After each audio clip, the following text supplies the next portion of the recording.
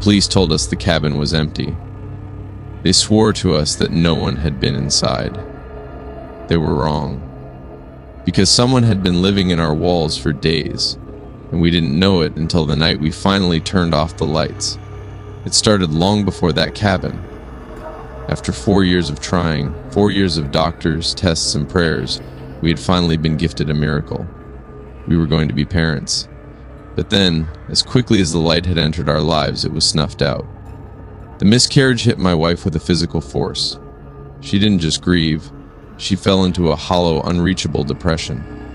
She stopped speaking, she stopped eating, and our apartment, the place we had prepared for our child, became a tomb of silence. Our doctor finally gave us the only prescription he could. Get her out of here. Take her somewhere isolated. She needs to disconnect to survive. So, we found it. A secluded cabin buried deep in the Appalachian mist. When we first arrived, it felt like God had finally looked our way again. The first day was a blessing. We spent hours just sitting on the porch, watching the birds dart through the canopy and listening to the hypnotic rhythm of the trees swaying in the wind. There was a sense of hope we hadn't felt in years. As nightfall began to settle, we decided to cook our favorite meal together. For the first time in months, Sarah actually finished everything on her plate. Watching her eat, seeing that small flicker of life return to her eyes, I felt a wave of relief so intense I could have cried. We climbed into bed that night, and for the first time, there was a genuine sense of peace in our hearts. We fell asleep thinking the worst was behind us, but that peace didn't last. I woke up around 3 a.m., reaching for the warmth of Sarah's body, but the bed was cold, as if nobody had ever slept there. I looked into the corner and found her sitting on a bar stool in the dark, her face deathly pale. I thought her depression was flaring up again, so I went to comfort her, but she whispered, trembling, that she'd heard a low, raspy humming coming from the wall, like someone was on the other side, singing to himself. She pointed to the floor. A single muddy footprint was drying on the hardwood. I tried to dismiss it, telling myself it must have been from our own shoes earlier that day, but I knew deep down it was impossible. To keep Sarah calm, I checked the house, but every lock was still perfectly engaged. Still, the small things began to fracture our reality. Sarah stopped standing near the walls, and she kept turning around mid-conversation, eyes darting toward the shadows like someone had just called her name. I held her tight that night, promising I wouldn't let her go. When the morning sun hit my eyes, I went to the bathroom, only to hear Sarah cry out. I ran back to her, and she told me the necklace had vanished, the one I'd given her when we found out about the baby.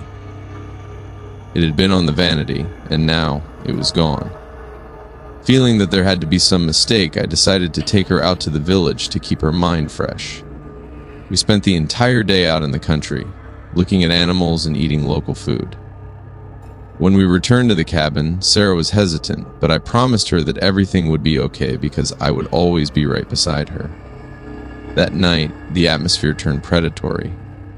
Heavy, deliberate footsteps pacing the basement floor directly beneath our feet. Sarah was exhausted from our day, but I couldn't risk her staying asleep. I woke her up, whispering, "I hear someone."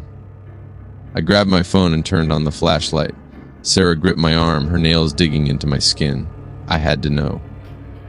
I crept down the basement stairs. The air smelled of wet rot, copper, and that suffocating tobacco. The single bulb flickered, casting shadows that twisted like reaching fingers. I swept the light over the crates, my heart slamming against my ribs. Then the beam hit the corner. At first I just saw the silver necklace dangling from a pale, filthy hand. The fingernails were jagged, caked with dirt. I followed the trembling arm to a sleeve of a tattered, oil-stained trench coat. I moved the light up. He was pressed into the corner, his skin raw and bloodshot, his eyes wide and unblinking. He wasn't hiding, he was waiting. He looked at me and his lips peeled back in a smile that looked practiced, like he'd been doing it alone in the dark for a very, very long time. I didn't scream. I just bolted, dragging Sarah out the door as we sprinted to the car. I drove until my knuckles turned white, calling 911 the entire time. When the police swarmed the cabin, they searched every inch. They found the forced entry in the back, the food we'd brought stashed in a hidden crawl space, and a makeshift bed of our stolen clothes. But they didn't find him. They followed his footprints into the woods, but they just stopped in the middle of nowhere, as if he'd simply evaporated into the fog. The police later told us something that didn't make sense. There were no signs of long-term occupancy. No empty cans, no trash, no human warmth. Just the space where he should have been. We returned to the city that night. Sarah and I are healing from the trauma, but sometimes, when I slowed down at red lights, I noticed something standing at the edge of the fog. Not moving, just waiting. Like it already knows I'm going to look again. And I'm left wondering, was he ever really there? Or did we bring something back with us that hasn't finished smiling yet? It was supposed to be our first trip together. We'd only been dating for about 8 months, and neither of us had ever traveled as a couple before.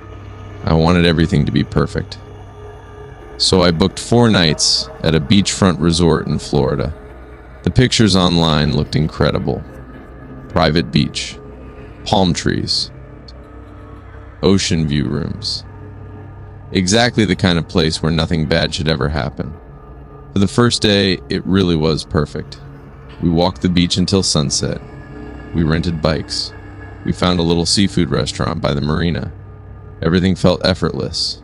It honestly felt like the beginning of one of those relationships people talk about years later. Then, little things started happening. The first one seemed so small we laughed about it. We were walking back from breakfast when my girlfriend suddenly stopped. She looked behind us. "That guy? What guy?" "The one in the blue fishing shirt." I looked. There was a man standing near the fountain pretending to look at a resort map. She shrugged. "Never mind." We kept walking. About 15 minutes later, we saw him again, different part of the resort. Same blue shirt, standing alone, looking in our direction. Coincidence. At least, that's what I told myself. The rest of the day was perfect, and I did notice some changes in her, as she seemed to have a hard time falling asleep. I comforted her as we watched TV and fell asleep. The second day was even better. We booked a kayak tour through the mangroves. By the afternoon, we were exhausted. We spent the rest of the evening at the pool. That's when my girlfriend quietly leaned over. She quietly whispered in my ears, "Don't turn around yet." I laughed. In my head, I felt like she was playing something funny jokes on me. "What? I think that same guy is here." I slowly looked over my shoulder. There he was. Different clothes this time, sitting by himself. No drink, no phone, just watching. The moment he realized I'd seen him, he stood up and walked away. It was strange, but still, not enough to accuse someone of anything. That night, we ordered dessert and took it back to our room. Our balcony overlooked a quiet courtyard filled with palm trees. Around midnight, me and my girlfriend both were on bed. My girlfriend had already fell asleep early while I was scrolling on my phone. I heard footsteps, not on the walkway, on the grass below our balcony. Slow, careful, like someone was trying not to be heard. I stepped out of my bed and looked below my balcony. Nothing. Just wine moving the palms. I figured I was imagining things until I looked down. Footprint in the grass, as if heavy-set a man was above the grass and printing the grass footstep. Directly beneath our balcony, facing our room. I really went back into the room, tightly closed the balcony sliding door, and went in my bed. I could feel my heartbeat beating fast and heavy. I fell asleep that night. The next morning, housekeeping knocked. The woman handed us fresh towels. Then she hesitated. "Did either of you request maintenance last night?" "No." Someone wearing a maintenance uniform was walking this floor after midnight. Neither of us said anything, because we hadn't called anyone. Now we were paying attention. And once we started paying attention, things became impossible to ignore. Everywhere we went, someone seemed to arrive shortly after. The beach, the coffee shop, the elevators, even the parking garage, never speaking, never getting close, just present always. That evening we decided to leave the resort for dinner. On our way back, my girlfriend froze. My backpack, the zipper was open. Neither of us had opened it. Nothing was missing. Except one thing. The small seashell we'd picked up together on our first walk. It was gone. It wasn't valuable.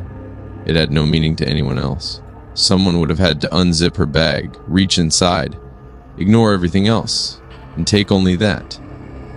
That was the first moment we both admitted something was wrong.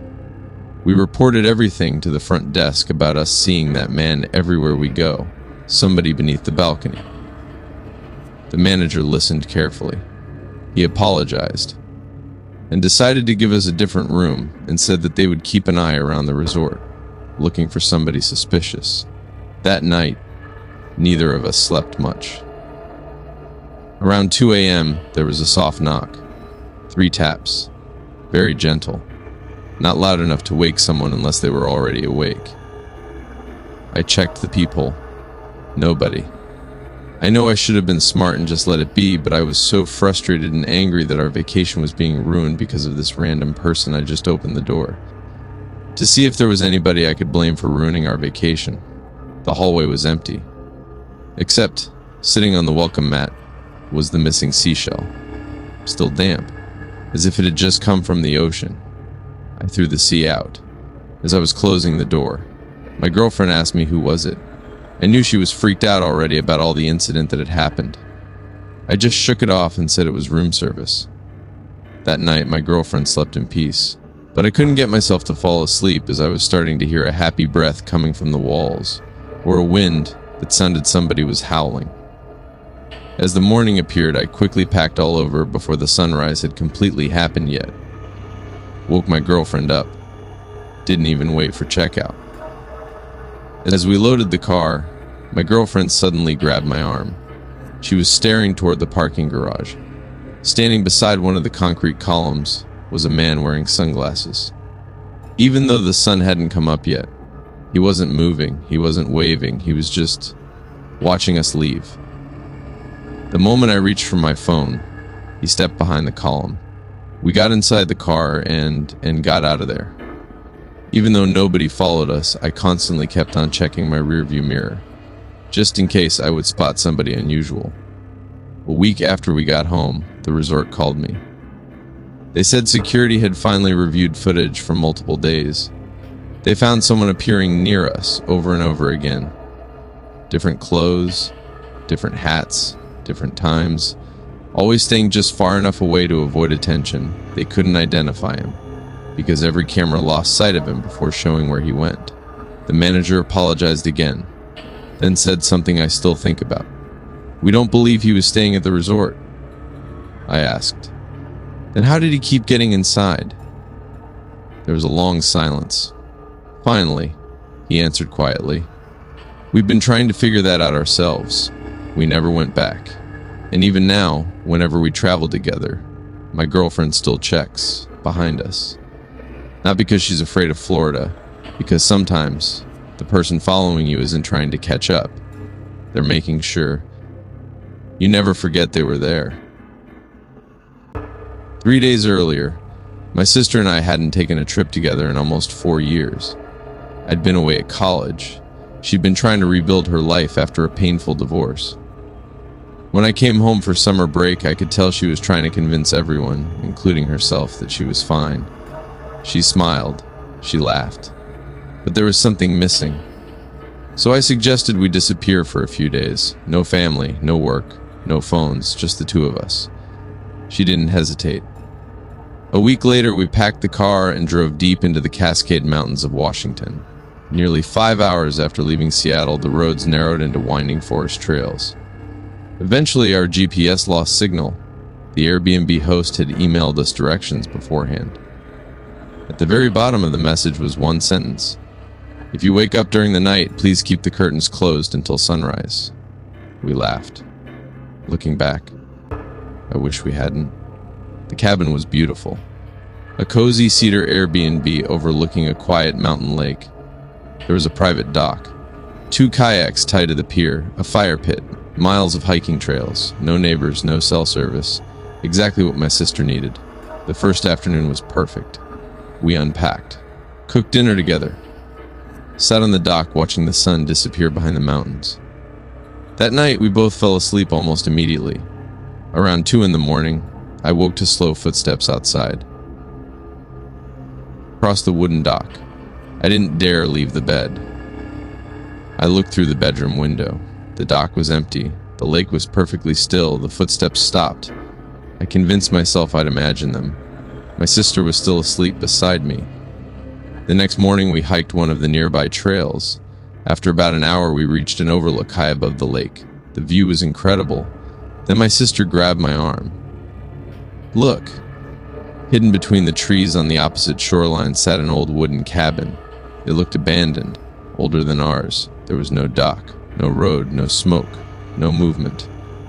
Just a weathered cabin almost completely hidden by the forest. I swear that wasn't there yesterday. Neither of us remembered seeing it either. We even took a few pictures before continuing the hike. At the time, it didn't seem important. That afternoon, we took the kayaks onto the lake. The water was so clear we could see huge rocks resting on the bottom. My sister closed her eyes for a moment and smiled. I forgot what real silence sounded like. I smiled too, but something didn't feel right. I looked across the lake. The old cabin seemed closer. "We should paddle over there," I said. We paddled for nearly 15 minutes. The cabin never seemed to get any closer. When we finally looked back, our own dock looked impossibly far away. We turned around immediately. Neither of us said much on the way back. That evening we built a fire. We laughed about childhood memories. For the first time since her divorce, my sister looked genuinely happy. Then she stopped smiling. She was staring over my shoulder. Across the lake, a warm yellow light glowed inside the old cabin. Someone had to be inside. Except there wasn't a single boat. No road, no trail. The light remained for less than a minute. Then it disappeared. We tried convincing ourselves it was probably just sunlight reflecting through the trees. Neither of us believed it. The next morning, we drove into the nearest town for breakfast. The waitress asked where we were staying. When we told her the name of the lake, she paused. "The Airbnb with the private dock?" "Yeah." She hesitated. "Did your host tell you about the old ranger station?" We shook our heads. She frowned. There shouldn't be any buildings across that lake anymore. Before we could ask another question, another customer called her over. When she came back, she acted like she'd never said anything. Back at the cabin, we decided to swim. About 30 feet from the dock, my foot hit something hard. I dove underwater. Wedged between two rocks was an old disposable camera. The plastic was faded and yellow. My sister laughed. Maybe someone's vacation photos are still inside. We set it on the kitchen counter. Neither of us expected it to work. That night, the footsteps returned. This time my sister heard them too. They crossed the dock, stopped outside the cabin. Then, 3 slow knocks echoed against the window facing the lake. We didn't move. My sister slowly pulled the curtains shut. Neither of us slept again that night. The next morning, I finally called the Airbnb host. I told him everything. The footsteps, the light, the mysterious cabin. There was a long silence.